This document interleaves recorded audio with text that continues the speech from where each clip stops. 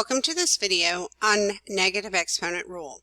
By the end of this video, you should be able to use the negative exponent rule to simplify monomials. So our negative exponent rule says that any negative exponent can be rewritten as positive exponent by using this rule. If you have a negative exponent, you need to write it as the reciprocal. A negative sign means reciprocal. To change the sign of the exponent, whether you're doing plus to minus or minus to plus, you're going to use the reciprocal. So this is really x to the negative a over 1. So what you need to do is move the location to change the sign of the exponent. So let's take a look and give it a try for number 1. Okay, so remember, anything can be written over 1 without changing its value. To write the reciprocal of this, I need the x, the only thing with the negative exponent needs to be moved to the opposite side of the fraction line. That will leave nothing in the top. So there's going to be a 1 left on top because technically there's a 1 in front of this x. And then the x, now that I've changed its location, is now positive 4. So we wrote the reciprocal of it. Let's try this again. It looks a little different when there's a number. Only the things that have the negative exponent are going to move. This 2 has a positive 1 exponent, so the 2 is going to remain where it is, because remember, it's really in a fraction. But the a has a negative exponent, so the a has to move to opposite where it's currently located. So it needs to go into the bottom of the fraction, and the 5 becomes positive 5 when it does that. Okay? All right, so let's try this again. So remember, this is really a fraction, so I'm going to draw my fraction bar so I have some space to move around. So negative 4 is really raised to the positive 1, so negative 4 is going to stay put. It does not need to move. Its exponent is already positive. C has a negative 4 exponent, so we need to move C to the bottom of the fraction to make the negative 4 into a positive 4. D has a positive 3 exponent, so it is going to stay put. Okay, so we want to look at each thing.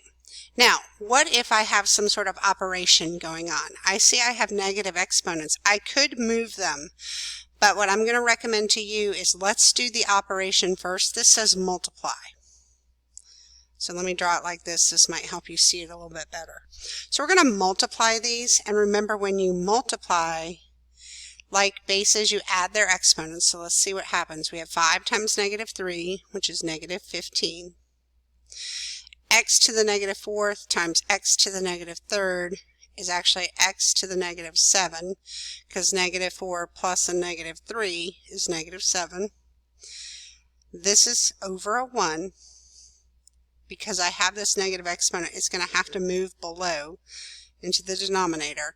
Negative 15 has a positive 1 exponent, so it stays put on top, and x has to move down below to make the negative 7 positive. So I would suggest perform the operation before you start moving anything around. Okay, let's look at a slightly more complicated example. There's a lot going on here. I've got some negative exponents, but I don't want to deal with that until I've done the multiplication. So I have x to the 7th times x to the 5th is x to the 12th. Y to the negative 3 times y to the negative 8 is y to the negative 11. Z to the 7th times z to the negative 12 is z to the negative 5. Okay, we can write that all over 1 to help you see where things are going to have to move. The x to the 12 is okay. The 12 is positive, so it's going to stay where it's at. The y to the 11 needs to move opposite to make the 11 positive. The z to the negative 5 needs to move opposite to make the z positive. And that's our final answer. Okay. Now, I have a negative 2 power. This is a power rule problem. Let's apply this and see what happens. So remember, your power rule says you take the exponent and multiply it to all the other exponents in the parenthesis. So we have 6 to the negative 2, and we have x to the negative 10. Put it over 1 so we can see our fraction. 6 has a negative 2, so it's the 6 is going to have to move down to make the 2 positive. X has a negative 10, so it's going to move opposite where it's at to make it positive 10. I took everything out of the numerator, but really there's still a 1 here. Okay, so we've got 1 over 6 to the 10th, 6 squared x to the 10th, which is 1 divided by 36 x to the 10th. All right, let's try some more. Okay, so I think 7 is just like 6, so we're going to go ahead and move to number 8. We got a lot of stuff going on with number 8, so I'm going to draw a fraction bar. So I know, all right, let's see, we've got x up there. Let's move the x down to make the 2 positive. This x here is fine. He's a positive already. Look at the y's. The y has a negative 1, so I'm going to move it down. But this y has a negative 2, so it's actually going to go up. It's going to, they just go opposite from where they currently are to make their signs go positive. So y squared is the only thing on top. Then I have x squared, and this is times x to the 7th. That makes that x to the 9th. Y. And then I have y's in both places, but there's more on top by 1. So I'm going to have y divided by x to the 9th. All right, let's take a look at number 9. Okay, so I'm going to draw my fraction bar. My coefficients both have positive exponents on them, so they're going to stay put, but we can reduce them. Negative 10 divided by 2 is going to leave a negative 5 on the top. Then we have a squared and a cubed. There are more a's on top by 1. And then b minus negative 5, so b and b. So I've got a b, and I need to move the b to the 5 up here to make it positive. And these are multiplying together. So I have 5a cubed, b to the 1 times b to the 5 is going to be b to the 6. Put my negative sign there. All right, let's keep trying. Okay, fraction bar negative 9 over divided by 18. We're going to reduce it, so it's going to be negative 1/2. C's, there's more on top by 1, so I'm going to put C. D's, there's more on top by 2. And E's, there's more on the bottom by 1. Now, when we did the previous lesson about dividing, this is how I taught you. Where are there more and by how many? What happens is, if we say subtract these, we get 8 minus 9, which would leave e to the negative 1 on top. Well, then you've got to move it opposite to get it where it needs to be, so it has the positive exponent. So we have been doing this, moving the variables back and forth depending on where they need to be based on how many, where there are more. So you've really already been taking care of negative exponents, but sometimes they're given to you in the original problem and you need to know how to handle them. Okay, so let's try a few of these when we put everything together and apply a lot of our rules all at the same time. So I have a power rule going on here. Now this entire parenthesis is getting to the negative 2. So each one of these is going to be moved. So we're going to have 2 to the negative 2, x to the negative 4, y to the negative 12, plus 4 to the negative 3, x to the negative 9, and then y to the negative 12. Okay, now let's move. Like, everything has to move. The whole thing needs to move because every single thing in this term has a negative exponent. So we're going to just move them all down. So we have 2 squared, x to the 4th, y to the 12th. When you move everything, it leaves a 1 on top. Plus, same thing is happening here. All of these have negative exponents, so all of them get moved down. 4 cubed, x to the 9th, y to the 12th, with a 1 left on top.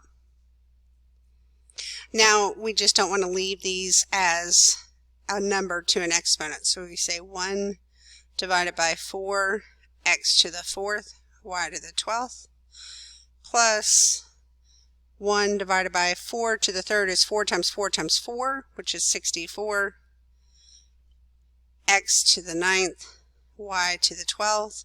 And we're going to stop with it there. We're not actually going to try to make them have like denominators and combine them. So we'll leave them at this point here. Okay, let's try it again. But this time we added, and 11 and 12 are multiplying between the two of them. Okay, so we'll have a to the negative 4, b to the negative 8. That's going to be multiplying to a to the negative 15, b to the negative 9. Everything needs to move, so we're just essentially flipping the fraction over. A to the 4th, b to the 8th is going to be times 1 divided by a to the 15th, b to the 9th. Okay. Our final answer, 1 times 1 on top, a to the 4th times a to the 15th. That's the product rule. That means you add your exponents. B to the 8th times b to the 9th. Same. Add your exponents. And that's your final answer. All right. Let's take a look at, which one do I want you to do? Let's look at number 14. Okay, so we got a couple things. We got 2 power rules. There's a power rule for the top and a separate one for the bottom. So we're going to have negative 4 squared, c to the 8th, d to the 12th. So we don't have any exponents up top. In the bottom, we're going to have negative 2 cubed, c to the negative 9. So you end up having a negative exponent here. And d to the 15. Okay, so let's keep simplifying. Negative 4 squared, it's negative 4 times negative 4, so that's a positive 16th. C to the 8th, d to the 12th. Negative 2 cubed is negative 2 times negative 2, which is positive 4 times negative 2 is negative 8. C to the negative 9. D to the 15. So we're just going to keep simplifying, stepping along. Negative 8 will go into 16 and negative 2. We have c to the 8th. We're going to move the c to the 9 up to make it positive. And there are more d's on the bottom by 3. So we're almost there. So we have negative 2. C to the 8 times c to the 9 is c to the 17. Divided by d cubed.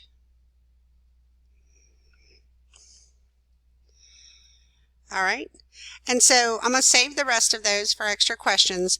So the overall thing you need to think of is, if you have negative exponents, to make the exponent positive, you need to have the reciprocal by taking it across the fraction bar, moving it opposite its location that it currently is. We've been doing that a lot mentally in our heads when we were dividing our monomials, because we were subtracting and we were putting our answers where there was more, because that took care of the negative exponent. So hopefully that was helpful. Let me know if you have questions, and I'll see you in class.